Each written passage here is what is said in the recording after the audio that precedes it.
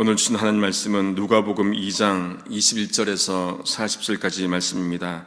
한 절씩 교독하시겠습니다. 할례할 8일이 되매 그 이름을 예수라 하니 곧 수태하기 전에 천사 일컬은 바로라. 모세의 법대로 결례의 날이 참에 아기를 데리고 예루살렘에 올라가니 이는 주의 율법에 쓴 바 첫 해에 처음 난 자마다 주의 거룩한 자라 하리라 한 대로 아기를 죽게 드리고 또 주의 율법에 말씀하신 대로 비둘기 한 쌍이나 혹 어린 반구들로 제사하려 함이더라. 예루살렘에 시몬이라는 사람이 있으니 이 사람이 의롭고 경건하여 이스라엘의 위로를 기다리는 자라. 성령이 그 위에 계시더라. 저가 주의 그리스도를 보기 전에 죽지 아니하리라 하는 성령의 지시를 받았더니 성령의 감동으로 성전에 들어가매 마침 부모가 율법의 전례대로 행하고자 하여 그 아기 예수를 데리고 오는지라.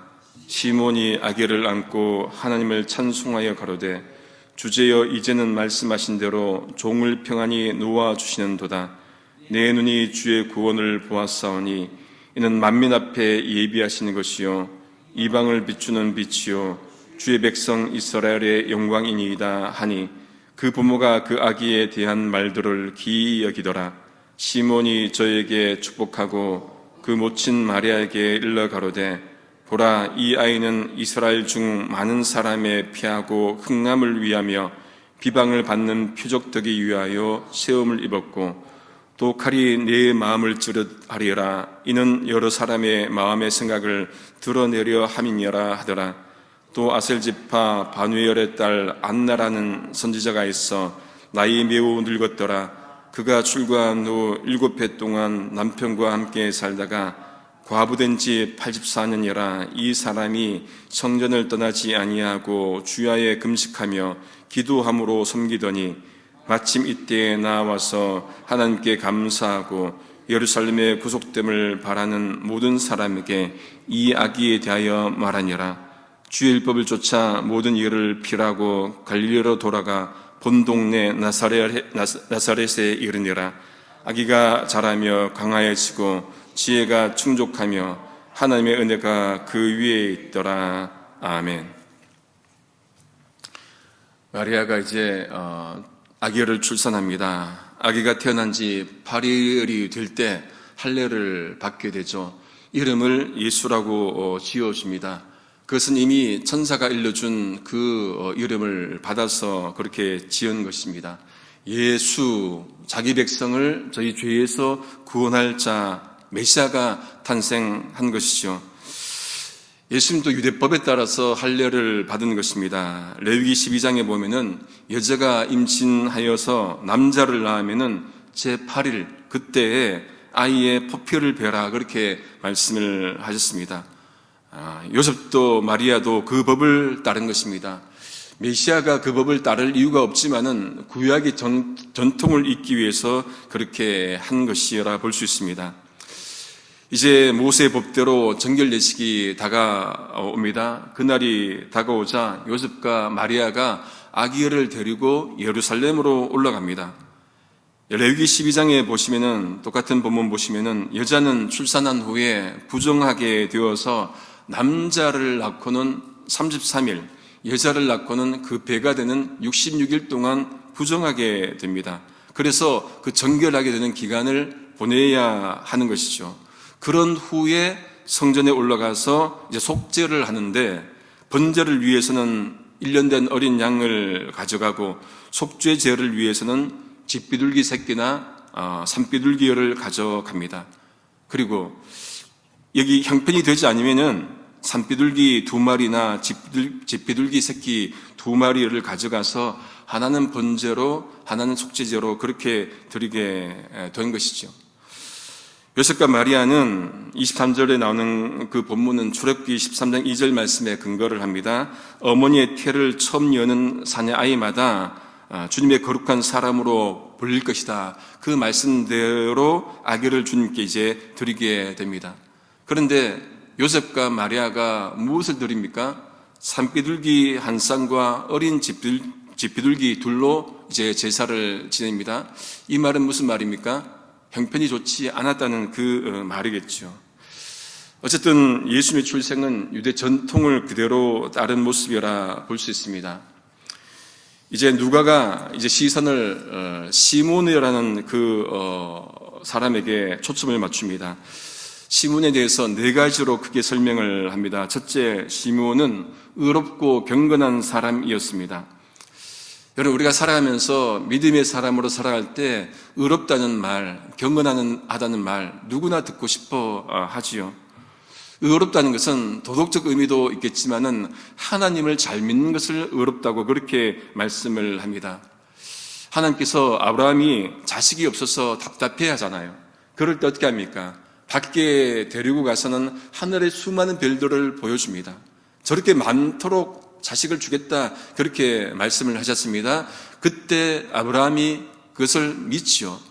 그랬더니 이렇게 말씀합니다. 창세기 15장 6절 말씀에 아브라함이 여호와를 믿으니 여호와께서 이를 그의 의로 여기시고, 세 번역으로 뒷부분 보시면은 주님께서는 아브라함의 그런 믿음을 의로 여기셨다 그렇게 말씀을 합니다.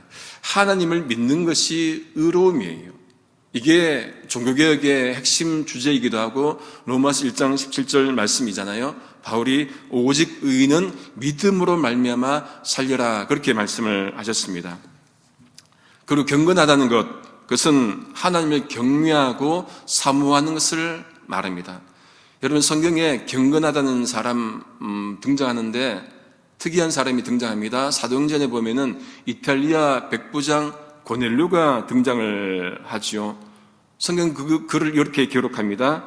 사도행전 10장 2절 말씀에 그가 경건하여 온 집으로 더불어 하나님을 경외하며 백성을 많이 구제하고 하나님께 항상 기도하더니, 이렇게 글을 표현합니다.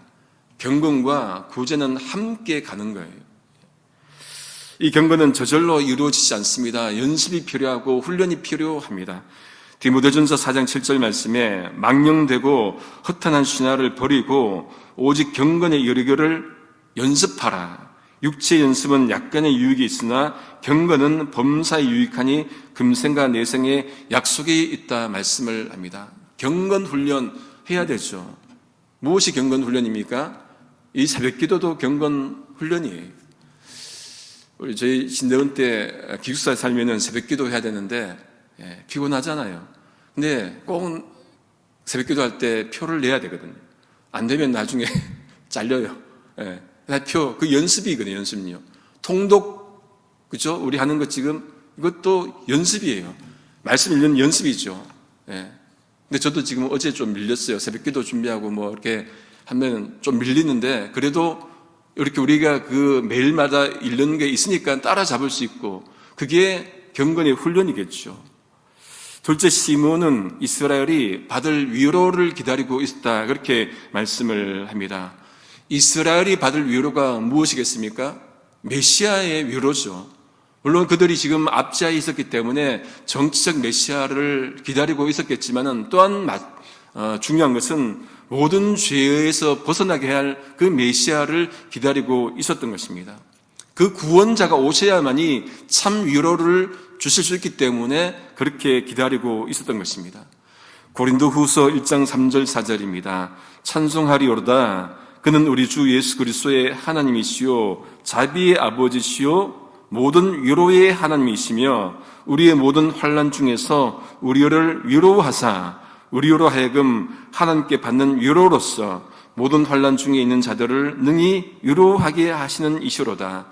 요 두 절 말씀에 위로가 몇 번 나옵니까? 4번이나 나와요. 우리 주 하나님은 정말로 위로가 없고 평안이 없고 정말 아픔만 있는 세상 가운데 참된 위로를 주시기 위해서 오신 분이시라는 것을 우리가 알 수 있는 거죠. 그 위로를 시몬이 기다렸다 그렇게 말씀을 할 수 있습니다. 우리 모두 그렇게 예수님의 참된 위로를 소망할 수 있기를 바랍니다. 셋째, 그는 성령이 임한 성령의 사람이었습니다. 여러분, 성령 임한 사람들은 특별한 사람이지만은 주 예수 그리스도를 고백한 사람들은 이미 성령을 받은 사람들이에요. 여러분과 저는 이미 뭡니까? 성령 받은 사람들이고 특별한 사람들입니다.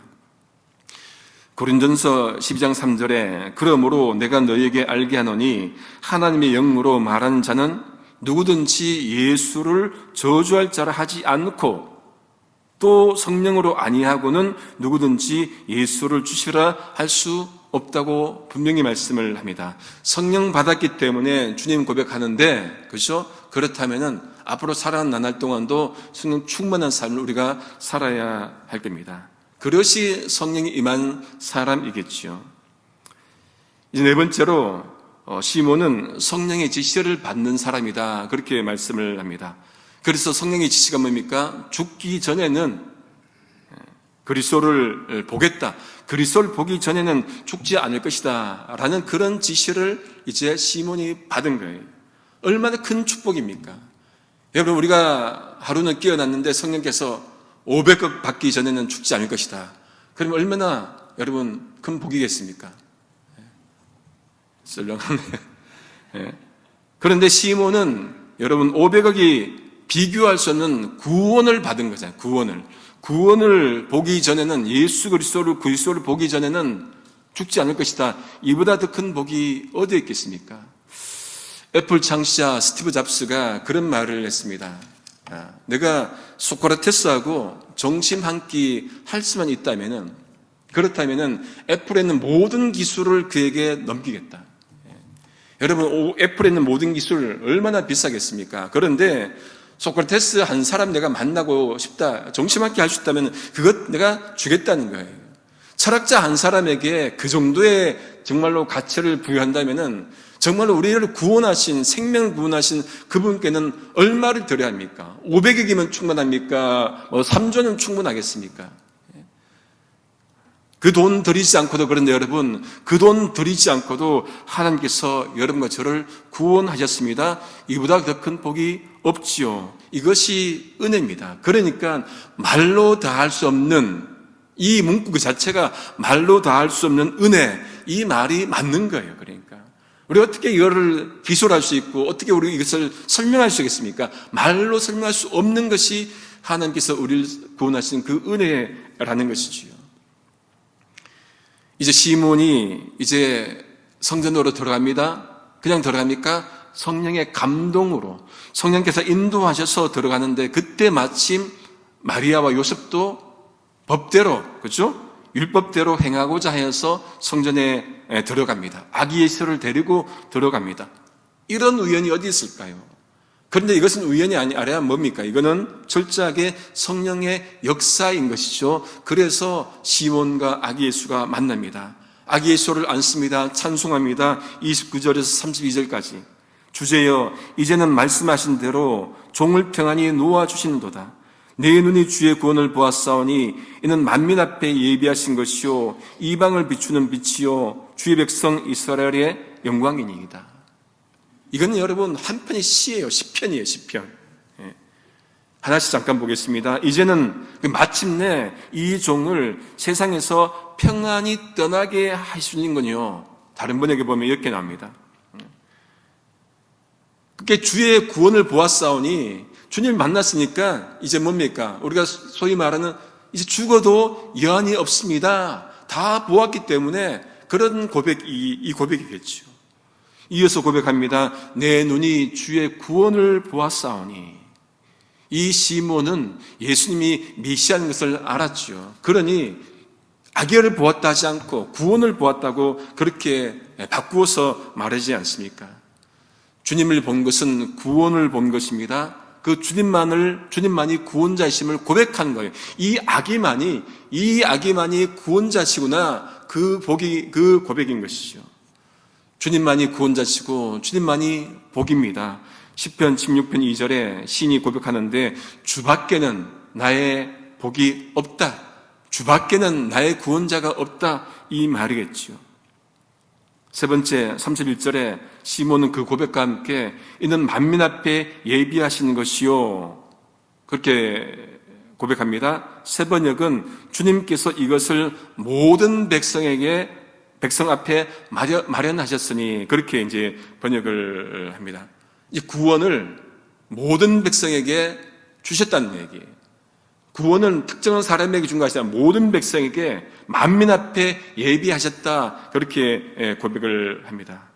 그래서 이 32절에도 시몬은 자신이 본 구원자 예수가 이방을 비추는 빛이요 주의 백성 이스라엘의 영광이다.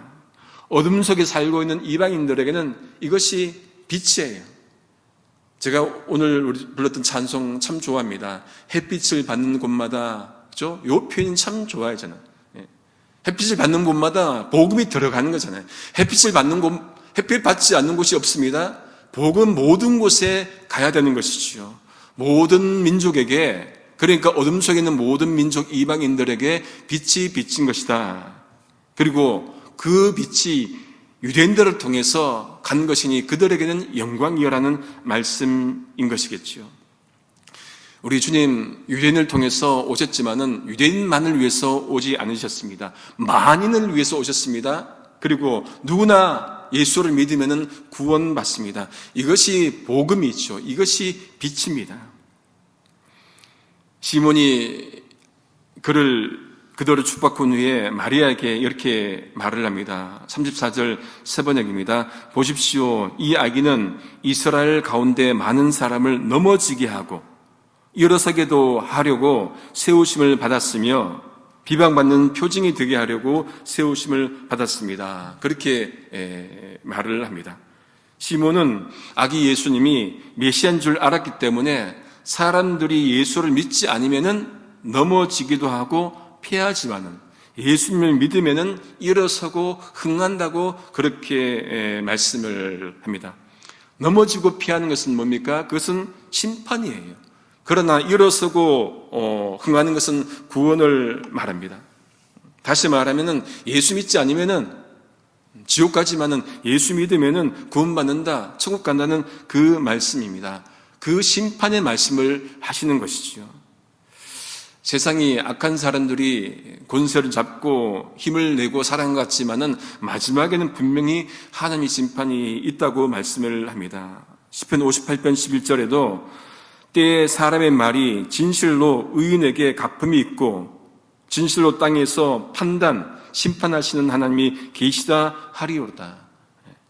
땅에서 심판하시는 하나님이 계실 것이다 분명히 말씀을 합니다. 예수 그리스도 이 땅에 구원자로 오셨습니다. 동시에 뭡니까? 심판자이신 것이지요. 그런데 또 시몬은 아기 예수가 비방받는 표적이 되기 위하여 세우심을 받았다고 그렇게 말씀합니다. 무슨 말입니까? 비방받는다. 예수 그리스도의 길이 고난의 길, 다시 말해서 십자가의 길을 갈 것이다. 그 말씀을 한 것이죠. 우리 주님 이 땅에 오신 이유와 목적, 구원이 위해서 오셨습니다. 그런데 그 구원이 어떻게 이루어집니까? 비방받으시고 고난받으시고 십자가의 길을 가셨던 그것으로 구원을 이루시는 것이라 할 수가 있겠죠. 십자가의 길, 구원의 길이었습니다. 고린전서 1장 18절에 십자가의 도가 멸망하는 자들에게는 뭐라 합니까? 미련한 것이요, 구원을 얻는 우리에게는 하나님의 능력이다. 그렇게 대조적으로 말씀을 합니다. 멸망한 자들에게는 그것이 참 어리석은 거예요. 이것보다 어리석은 것이 어디 있습니까? 그런데 그 십자가가 구원받는 이들에게는 하나님의 능력인 것이죠. 베드로전서 2장 24절입니다. 친히 나무에 달려 그 몸으로 우리 죄를 담당하셨으니 이는 우리로 죄에 대하여 죽고 의에 대하여 살게 하려 하심이라. 저가 채찍에 맞음으로 너희는 나음을 얻었나니. 십자가의 구원을 또 말씀을 하신 것입니다. 이 말을 들은 부모 마음이 어떻겠습니까? 그랬더니 시몬이 마리아에게 이렇게 말을 합니다. 35절에 보면 칼이 네 마음을 찌르듯 하리라. 자식이 그렇게 고난의 길을 간다는 그 소식을 들으면 칼이 가슴을 찌르는 것이지요. 여러분, 자식의 죽음, 자식의 고난은 부모에게는 정말로 가슴을 도려내는 그 아픔이지 않겠습니까? 자식을 먼저 보낸 부모의 마음은 정말로 찢어지는 듯한 그 마음일 겁니다. 박완서 작가가 여러분 자식을 딸도 있었지만은 아들이 죽었잖아요. 그것도 의대 다니던 아들 25살에 죽습니다. 한 말씀만 하소서라는 책을 씁니다. 거기서 하나님께 모든 것들을 토해내요. 막 따지기도 하고 신이 있다면, 하나님 있다면 한번 말씀해 보옵소서. 그게 한 말씀만 하옵소서요. 그 마음을 우리가 이해하지 않겠습니까? 자식 먼저 보낸 부모의 마음. 그게 이제 마리아에게도 온다는 거예요. 칼이 네 마음을 찌르듯 할 것이다. 이 모든 말들이 마리아에게는 어려운 말들이었겠지만은 마리아가 그 말도 가슴에 새겼을 겁니다. 이제 누가는 또 한 명의 여선자를 소개합니다. 안나죠. 아셀 지파 바누엘의 딸 안나입니다. 그는 결혼한 지 7년 동안 남편과 살다가는 그렇게 과부로 84세까지 살게 된 선지자였습니다. 누가가 그를 어떻게 기술을 합니까? 37절에 보면은 안나는 성전을 떠나지 않고 밤낮으로 금식하고 기도하고 하나님을 섬겼다. 그렇게 표현하고 있습니다. 사무엘의 어머니 한나가 또 생각이 납니다. 여러분, 지금 한국교회가 이렇게 성장하고 자란 것은 어머니들의 그 헌신, 교회를 향한 헌신, 기도, 이것이라 할 수가 있겠죠. 앉으나서나 당신 생각 아니고, 앉아서나 교회 생각, 앉으나서나 하나님 생각.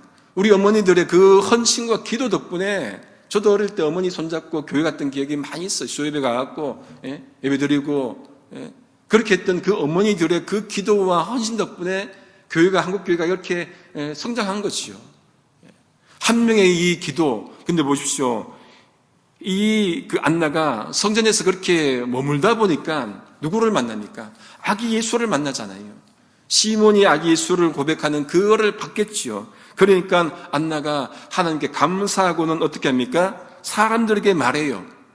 38절에 예루살렘의 구원을 기다리는 모든 사람에게, 많은 사람들이 구원을 기다리잖아요. 메시아를 기다립니다.